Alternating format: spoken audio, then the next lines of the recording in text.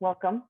This is cool to have like a chat with my friends, but I want to introduce Jennifer Yoo-Brannon to you, and she has generously is giving up her time today and her expertise. And I sort of envisioned this because I was going through this whole year. It's just been really up and down, and I figured if I'm if this is happening to me, I know this is happening to my other colleagues, and we're not really talking about that too much. We're so busy innovating and coming up with things and being awesome, right? That we sort of brush aside the fact that we're not doing so hot because this is really awful, and especially as choral educators. And so I brought the idea to SCVA, and here we are. And we have Jennifer. She is my friend and my colleague.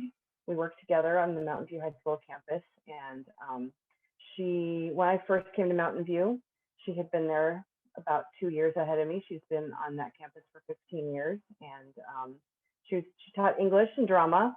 And then she moved into being our instructional coach for our teachers. And she's done a fantastic job. And one of the things that she's always brought to us is this idea of wellness and taking care of ourselves, and which seems like such a joke all the time, but it really is important. So she's really good at letting us know what needs to be done in terms of self-care, and she does it in a very gentle way. So let me introduce Jennifer Yoo-Brannon to you. Thanks so much, Nancy. So I'm gonna just go ahead and share my screen. And this is nice. This is like intimate. So if more people come, and that's fine too, but I think I might make some adjustments just because we can just speak more openly in such a small group. So I wanted to start with this meme. If you haven't discovered Meme Generator, it's a lot of fun. It's a lot of fun to make your own memes, just taking pictures off the internet, adding your own text. If you've been paying attention to the news lately, there's that giant like freighter ship that got stuck in the Suez Canal. And then there's this shot of this tiny little like crane going out there to help like loosen it up. And when I saw that image, this is what it reminded me of. It's like, here are the world's problems. Let's bring out the teachers. Let's see what they can do. It just feels like teachers are doing the best they can. And they have all of society's ills on their shoulders. So I just wanted to acknowledge that first, and thank you so much for being here and being educators and choir teachers. So I wanted to introduce myself a little bit.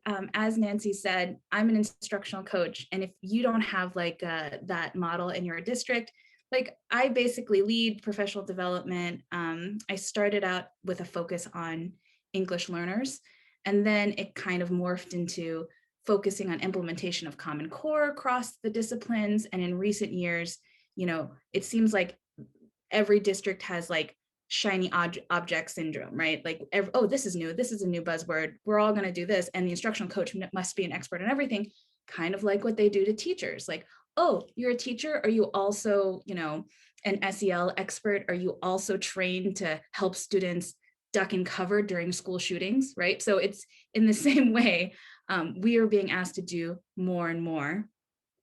And then I also wanted to acknowledge that I am a former drama teacher, and I think performing arts teachers especially occupy this very kind of unique space in education.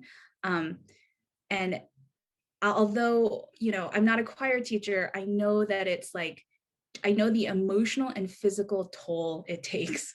And every time there was a show like in the fall and the spring, like I would get super sick, my back would go out, I would lose my voice, and then I was just backstage like on painkillers and just like trying to get through the night to the curtain call. So I'm sure you all can relate to the just the physical and emotional toll of being a teacher and putting on a show all the time. So, and I say this other category of advocate for mindful practices, although I've been an instructional coach for 8 years now, there have been times when a couple years where I've taught students. So I'll teach like a couple classes, and that has been really great because I'm putting into practice sort of what I preach. And with my students, I had regular mindful Mondays. And so mindfulness was a practice that I did with my students on a regular basis. And that last category, I like to characterize myself as a recovering overachiever. And I say that because I think there are a lot of moments in your life where you're kind of pressed against a wall and you come to this realization that the game that you're playing isn't working anymore, right? Like the jig is up. You can't do out of this situation. You can't just magically be more, right? And so growing up as the daughter of Korean immigrants, it was in my family, we could never complain, right? So we never got to say, oh, my feet hurt. My mom would be like, at least you have feet. There are people who don't have feet. And I'd be like, Amma, who doesn't have feet? What people are you talking about? Right. So, but for my family, it was complaining. At the heart of it was ingratitude, and ingratitude was the number one sin. So we don't complain. And so for me, looking back now as an adult, I know my parents were just surviving, right? And so when you're treading water, you don't want to stop to say, this is hard, because then it feels like you would sink under the water, right? So I feel like my upbringing taught me how to survive, but it took a lot of kind of self-work for me to learn how to thrive. And that's kind of what I want to focus on, is how do we thrive? How do we build resilience? So here's where we're going. I just want to first frame the conversation. This conversation about how do we avoid burnout? How do we handle teacher stress? And how do we think about teacher wellness in the context of today? So we're going to frame the conversation in current realities. And then I want to offer you a new way of thinking about resilience. And then I want you to take away one practice that you can implement for yourself and for your students to build resilience. All right, I'm just going to pause here a moment. Any questions about where we're going? Good, thumbs up. Okay, so talking about current realities, could I have someone unmute themselves and just read that first box, please? I'll go. I spend all day staring at a screen and kind of generating enthusiasm into the void that Zoom is. And I end the day so tired and so done and so frustrated, said Emma Wall, a middle school teacher in Washington State whose district has been fully remote this year. The moments of joy I used to have are so much more rare. Thank you. Could I have someone else read the second box? Sure. Teaching from home is also a fundamentally different exercise, one that is simultaneously more invasive, but also lonelier. Students on Zoom lessons often have their cameras off and microphones muted, making it harder to engage or connect with them. Normally, teachers can rely on their colleagues for consistent emotional support and quick lunchroom chats. That sort of spontaneous support isn't an option right now. Yeah. I feel very fortunate that I am married to a teacher, and like we kind of get it. But I also know of teacher friends who have spouses or family members that ask them, why are you so tired? Right? Has anybody asked that of you? Like, you're just sitting in front of a computer all day, right? Like, why are you so tired? Right? Of course we're tired. This is so exhausting, right? And it's, first of all, it's so exhausting to generate that enthusiasm, right? I think that is exhausting. When I play with my 4-year-old, she is constantly wanting to play games, and I have to like pretend that I'm super excited about our imaginary Paw Patrol scenario, right? And how much more exhausting is it to generate enthusiasm about something that you genuinely love? You love making music and helping others make music, but now you have to just stare at a blank little Zoom box, right? So all the things that students and teachers really loved about choir and choir instruction, a lot of that joy is taken away by this current reality. And a lot of the support that we had, that kind of organic, spontaneous support of like walking through the halls, seeing another teacher friend, just giving each other this look, and you knew, right, that solidarity was there. Even that is taken away from us, right, in this context.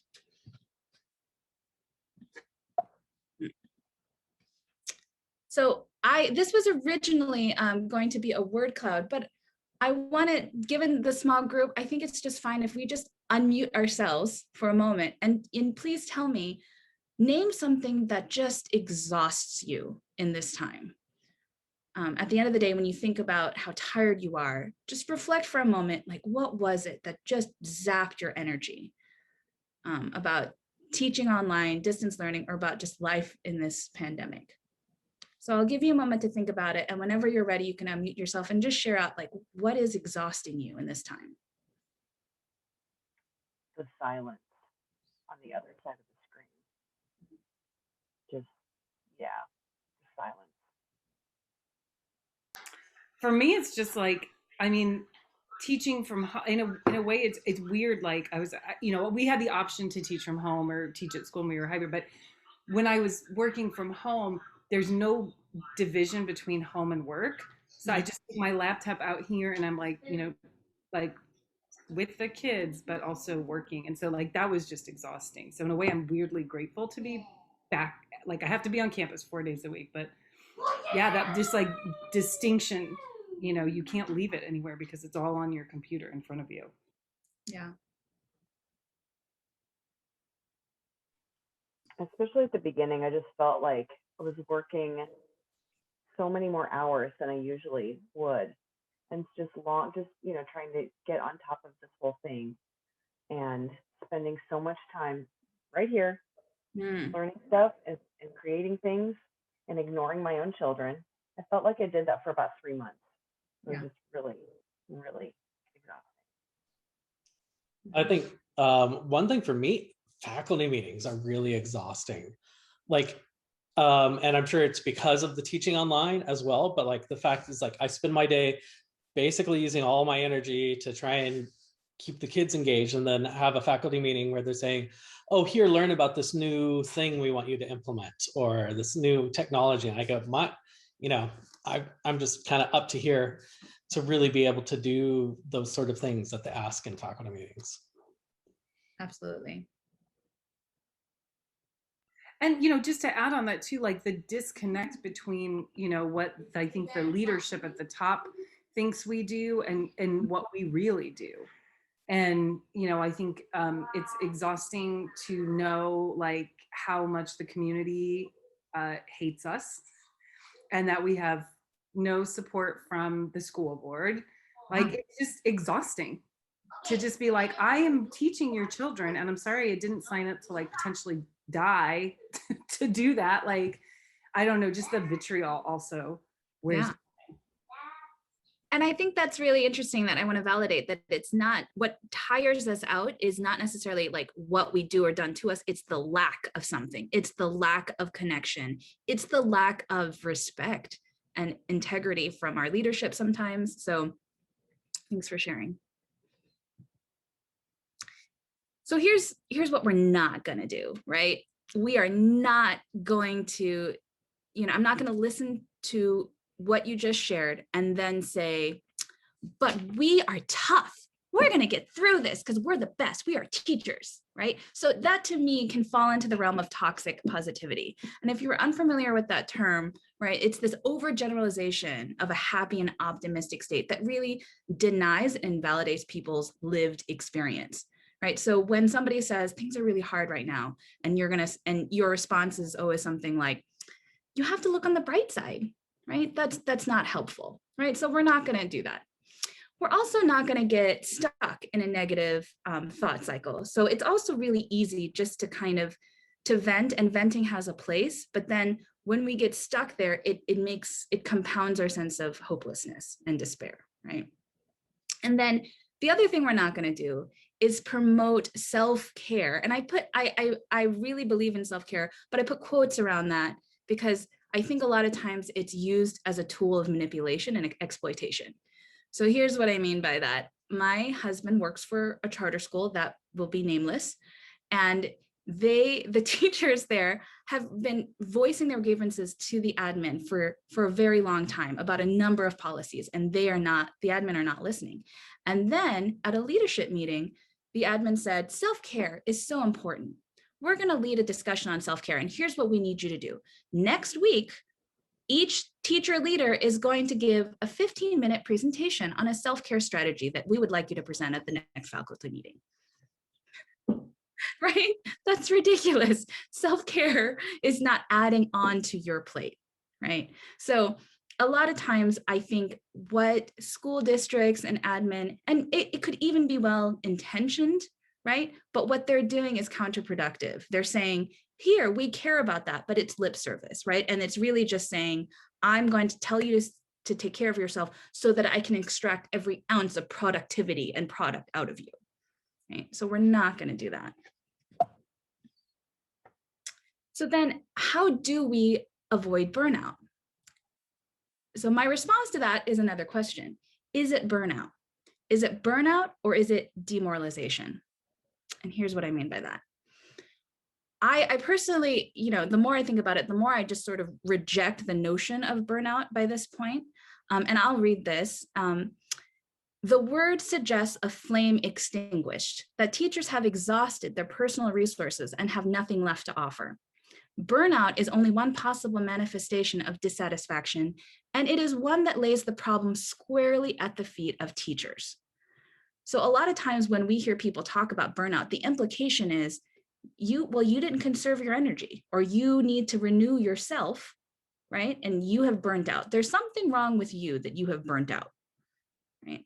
So instead, I'm offering this other idea of demoralization. I think what's happening a lot of the time with teachers is that they are demoralized. And demoralization, and could I have somebody read this aloud? Both quotes.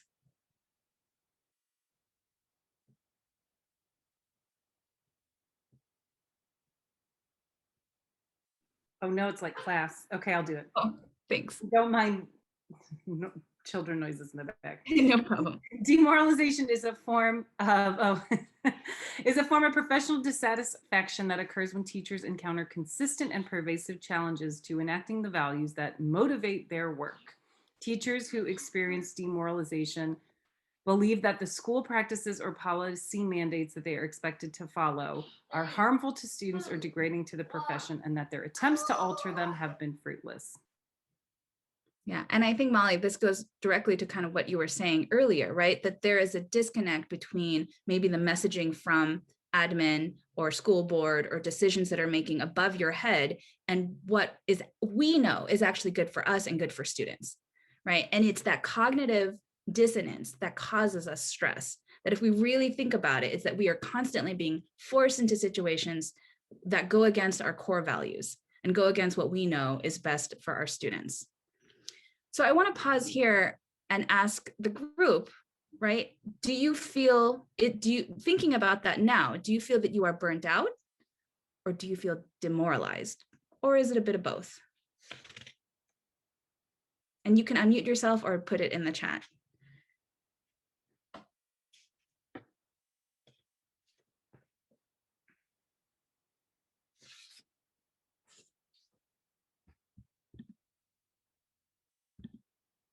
Yeah. Thank you. So then, in response to burnout or demoralization, what is the answer? How do we combat that? And I think part of the answer, not the whole answer, but part of the answer is to build resilience so that we can thrive and not just survive, so that we can have eyes to see the big picture and fight unjust systems. So I think this is another way that I want to maybe reframe how you have heard resilience talked about. I feel like resilience is always talked about on a very individualistic basis, right? Resilience is like individual toughness, kind of drawing on your own energy reserves so that you can accomplish your goals and come back from hardship. But I want us to think more globally about resilience, right? That teachers build resilience not just so they can make it, right, into the next year or into their next stage of their career. They're in it for the long haul. That is important. But it's also important for teachers to have resilience so that they can see the big picture and push back, right, against those systems that cause demoralization. So finding your power and what you can influence so that you can build resilient communities. and ultimately for you as choral teachers to renew and spread the joy of making music. And I think uniquely for performing arts teachers, joy is sort of a requirement, right? Like, I don't know how else to say it, you know. I would hope that math teachers are excited about math, but choir teachers need to have joy, right? To spread that joy to their students. So step one of building resilience is self-knowledge. We have to start here, right? And I want to offer you a way of thinking of it. So you may have seen a graphic like this before. This is from Covey's 7 Habits of Highly Effective People. And he talks about it in terms of circle of concern, circle of influence, and circle of control. Now, I have my own kind of critiques of Covey's work, which, well, I'll get to later, but I do think this gives us a really good frame for thinking about what we can do and what we cannot do. So we're going to start with the big circle. Circle of concern, things you care about, but may not have control over. Okay, so I think it's always good to have somebody in your life, right, that you can turn to and say, am I expending a lot of energy on something that I can't control? And they would say, yes, yes, you are. You are doing that, right? I hope that everyone has that person in their life. So instead, I had like a Jamboard, but since it's such a small group, I'm just going to share some examples, and you can share some things that you are concerned about, and don't feel embarrassed, like anything, things that keep you up at night, just things that you care about. So for me, I recently watched this like episode that talked about plastics, and the fact that like has needled its way into my brain and won't leave is that like the average person consumes like a credit card's worth of plastic in a week, like because of all the little micro plastics that get into our food and things. Like, and then and it talked about like there's like a continent sized, trash heap in the ocean that's just like floating out there. And I think about that, and it like, so that to me is something like I care about the environment. I care about the existential crisis that is climate change. These are things I care about. But I have very little control over the continent of trash in the ocean, right? So that's kind of big scale, right? But I also care about the reopening of school policy decisions and the board decisions, right? So just take a moment and reflect, and you can put it in the chat. Like, what are some things that you care about, but you have like no control over?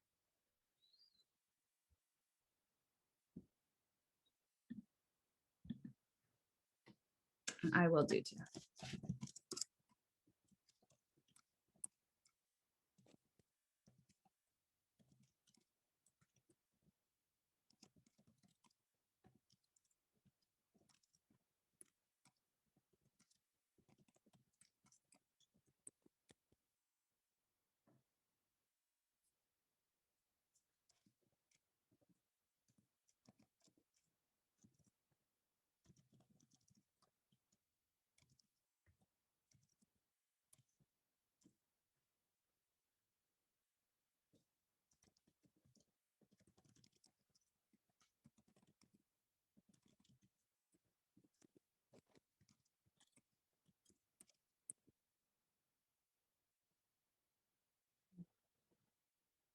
Mm-hmm.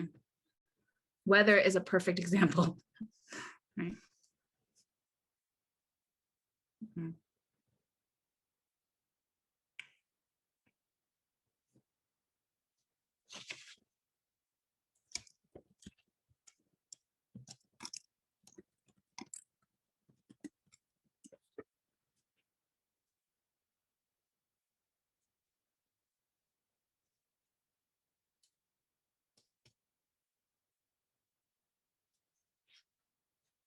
Mm-hmm.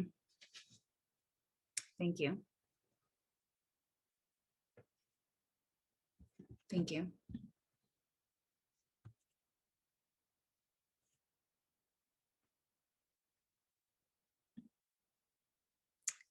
So it's hard sometimes to distinguish between the circle of concern and the circle of influence. But I like to think of it as, think about the circle of concerns, things you care about that you have some indirect control over, right? The last one I put about how my admins see me, that kind of is a border one, right? Some of that I have no control over, but some of that I do have influence over. So I could do certain things to influence how my admins see me, but ultimately some of that is completely out of my control. So now I want you to reflect on things that you have some indirect control over, right? And I want to emphasize here that the circle of influence is not static, right? It can expand or contract like a muscle.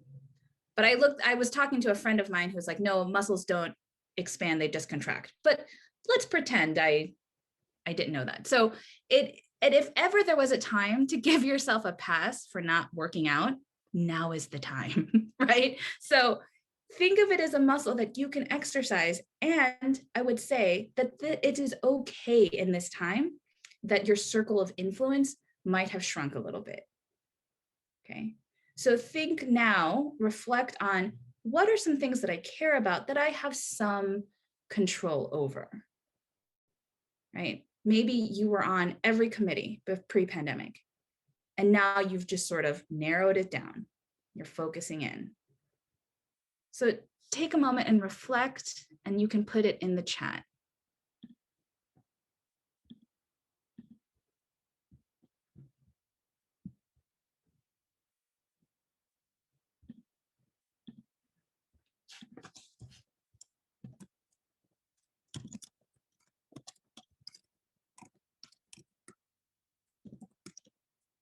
Mm.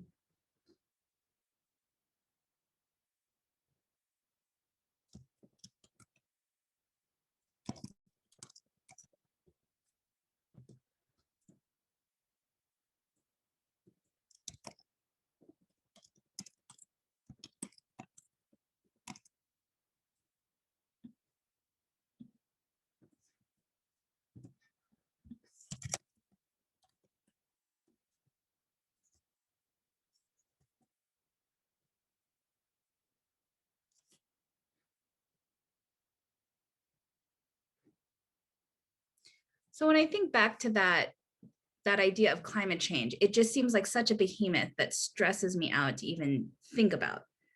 So maybe I can't do anything about the continent of trash in the ocean, but my sphere of influence might mean that the way I vote my conscience and I vote for political leaders who I know will take some action and advocate for the things that I advocate for. Yeah. Yeah, and declining enrollment, that, Nancy and I are in the same district. So much of that is just demographic changes in the area, right? That we have no control over. But we may have influence in terms of connecting with students and encouraging your students to tell their friends and get them into choir, right? So potentially that's something that we have indirect influence over. Thank you.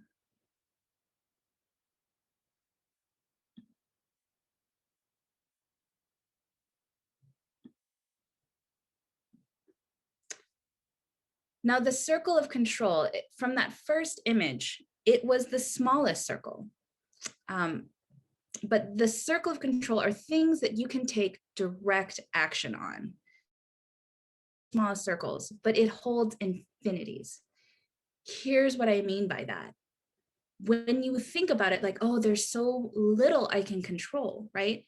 And that thought might depress you. But when we really think about it, it's kind of liberating at the same time, right? That there's only so much that we can control. And when we turn inward, right, what do we find? So in the chat, I want you to think about, what is it that you can control, right? What is it that you can control? And I will start putting in the chat some ideas and you can add on.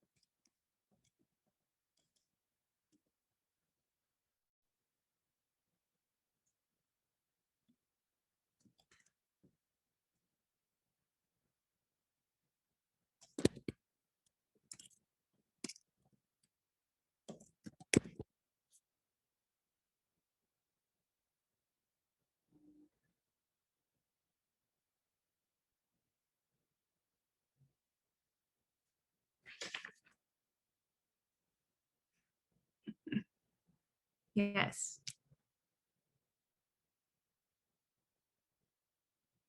Mhm. Yeah, I don't know how I don't know about you all, but this is kind of a sidetrack, but have you found that you have developed certain rituals in the pandemic that you didn't have before? And I'm curious to know what those are. I never consciously thought about how much time I spent outside. I feel like I'm not originally from California, but I feel like Californians are obsessed with being outside like all the time and having really cool, beautiful outside spaces. I grew up in Florida. Nobody wanted to be outside. It's gross outside. Florida's gross. So I didn't understand it. But then I feel like in this pandemic, I have been taking walks in the afternoon. So I close my computers and I'm just like walking in the neighborhood and I'm wearing my mask. And I know whenever like you're wearing your mask, you know, you don't read people's faces. And so I want to be friendly.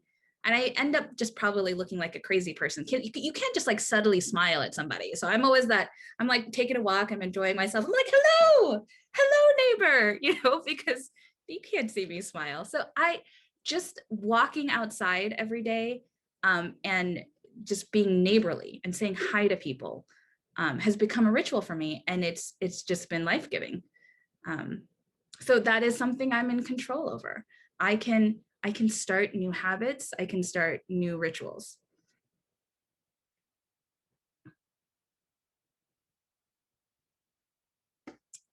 So that's just kind of a side question, but I want you to reflect for a moment. Have you started any rituals in this time? And what are they?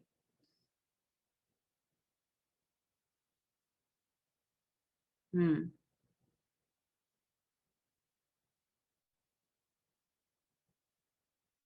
Yeah, and I think that's one of the most powerful things that you can do within your circle of control is set boundaries.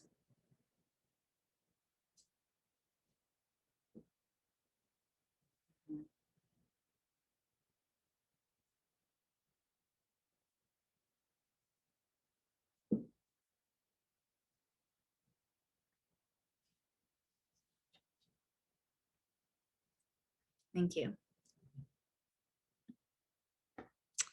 So I said earlier that I have certain critiques about Covey's work.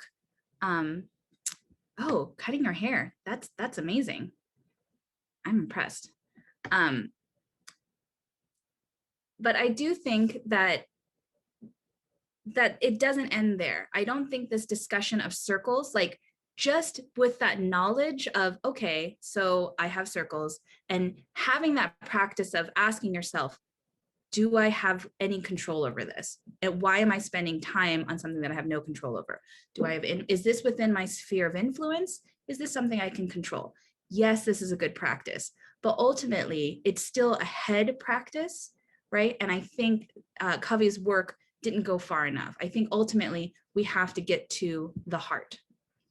So from the head to the heart, knowing what is in your control and what is not frees you to offer compassion to yourself. And this is the practice that I want to offer you. That I know it seems, it may not seem like the most intuitive connection. How do you build resilience? Be nice to yourself. But that's really where we need to start. We need to have some self-compassion.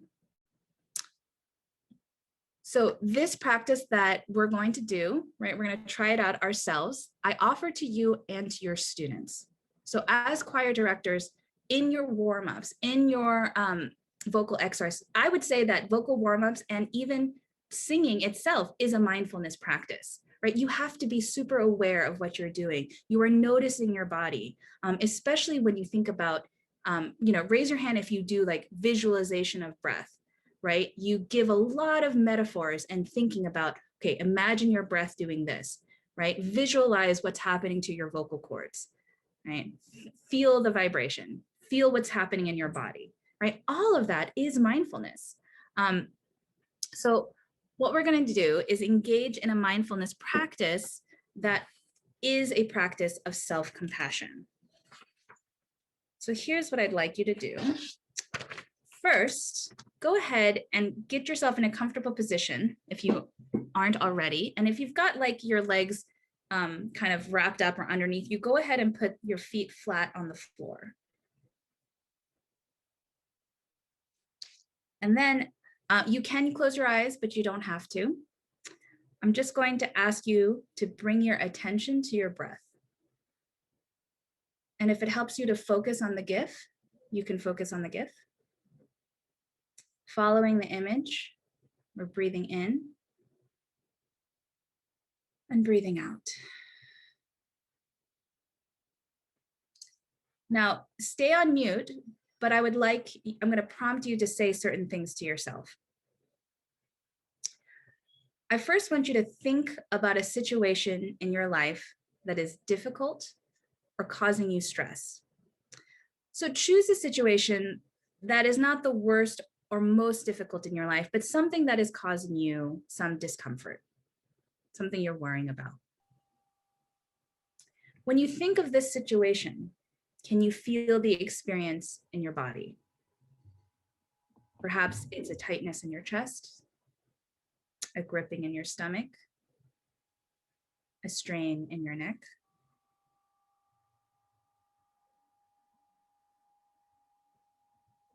Now say to yourself, in this moment, a part of me is struggling.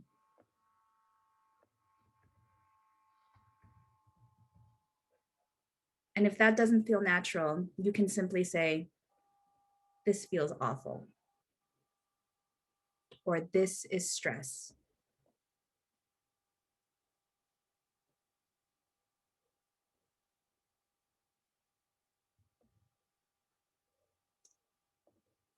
Go ahead and continue to breathe. Focus your attention on your breath.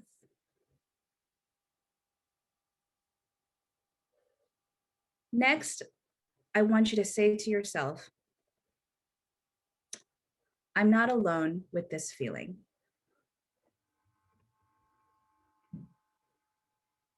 It might feel natural to say, this kind of struggle is a part of life. First, we acknowledge the stress, and then we acknowledge our common humanity.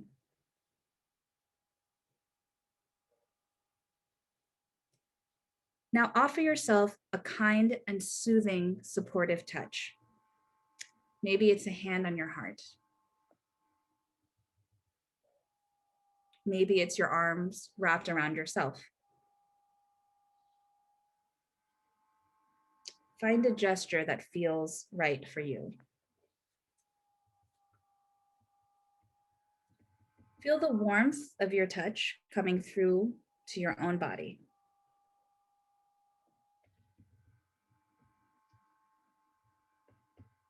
Now say to yourself, may I be kind to myself.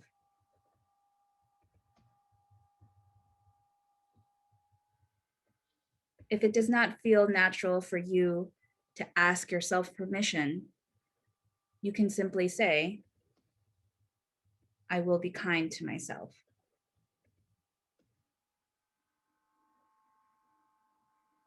May I learn to accept myself as I am.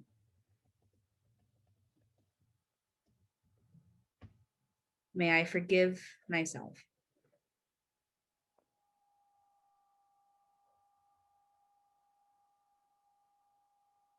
Continue to breathe.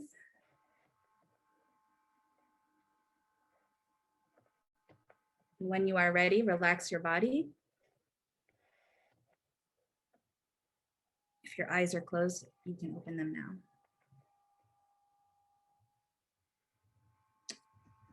And if we were in my classroom, I would use my singing bell. So I have this singing bell that I use it as a chime to start and end our mindful moments.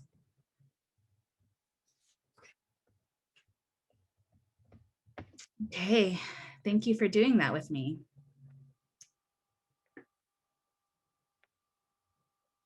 And I have here that I will share in the chat as well, a video that you can use with students that kind of models the same process. So I know when I've done mindfulness PDs with teachers felt a little strange kind of doing these kind of guided meditations, and they would much rather follow a script, and I can share a script with you as well, or use a video to kind of front load this kind of activity with students. So first, I want to pause and say, and debrief a little bit. How did that feel for you? And you can unmute yourself and share maybe your experience with mindfulness practices, or what that felt like for you to kind of experience something like that.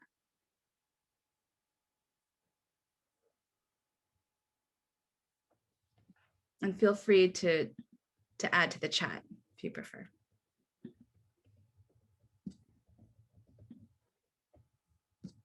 Boy playing in the background, excuse the noises, but when we first started it, I had a hard time pinpointing a specific thing that was stressing me out. But when it came time to say the thing, there was a lot of emotion. Yeah. And, yeah. But yeah, a lot of emotion built up, and just that whole need to, the words, forgive yourself and, love yourself and be kind to yourself. Those are difficult things these days. So there was a lot of emotion. Yeah, thank you.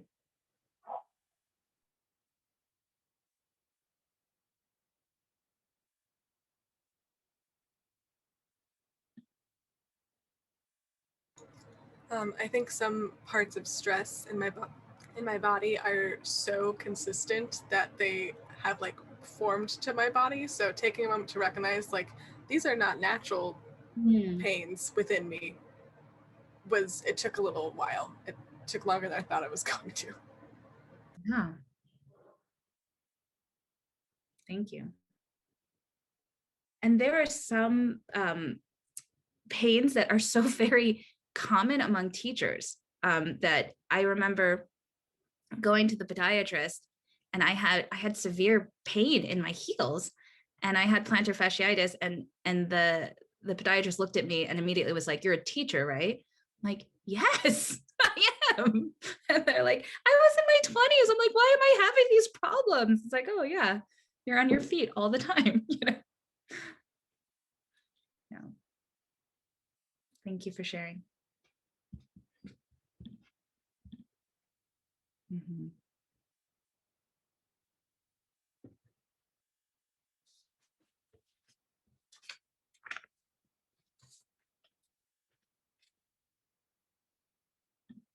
Oh. I don't. Yeah.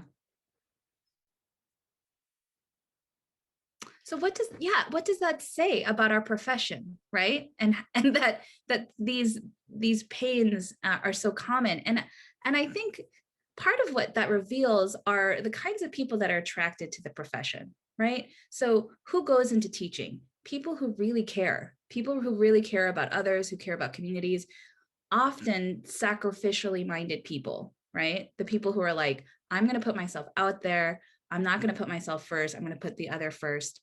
And we put our bodies and our minds and our well-being on the line a lot of the time. And I think resilience is not about how do we rearrange ourselves to make it, but rather how do we build resilience so we can challenge the systems, right, that make it so difficult to be healthy as teachers. Thank you. So I want you to think also, could you see yourself doing something like this with your students?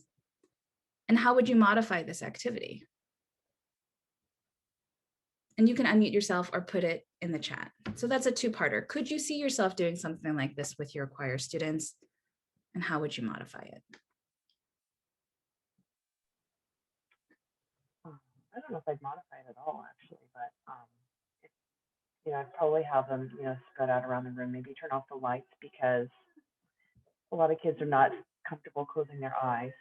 But I would probably turn off the lights and just have them get into a comfortable space, just spread out. But I would do it pretty much as you did with us, I think. course, it all depends on how you set it up with the kids and how they respond to it. But I think I could definitely see myself doing this in my classroom. Thanks. And having done an activity like this or very similar to this with my students, is that it will bring up a lot of emotions. And a lot of my students had this experience of like, I don't know why I'm crying. I had students develop their own kind of affirmations. And one of my students wrote it down on a piece of paper, and he said it to himself. He's just said, I am a worthy human being. And he said it to himself and burst into tears. And no one had said that to him ever, not in those words, right? But just the power of him saying that to himself brought up so much emotion for him. So if you want to begin a practice of mindfulness in your classroom, I will say, that's like a whole other kind of series of sessions that I could do. But I would strongly recommend starting with your own practice. I don't recommend teachers just like, going into the classroom, never having done any mindfulness on their own, and then just telling students, we're gonna be calm. We're gonna close our eyes and think of some stuff now, and you're gonna like it, just.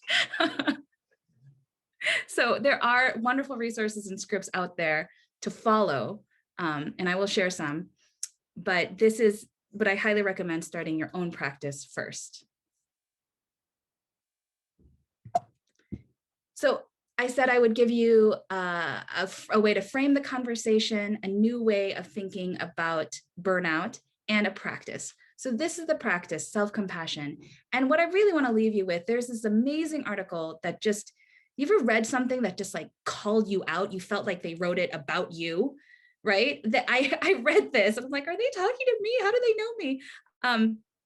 And this woman had a unique experience. She's a writing teacher. She was a Paralympian, and she had a disability.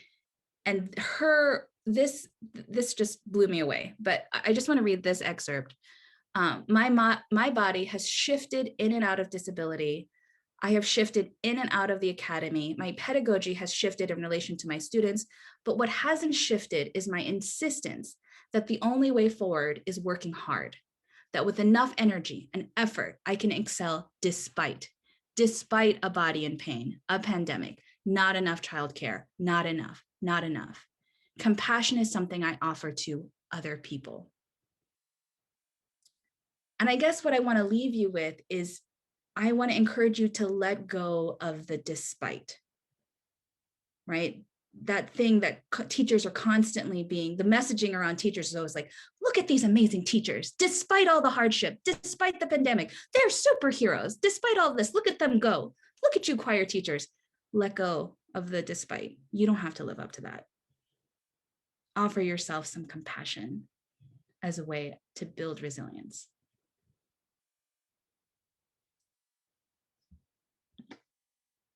Thank you.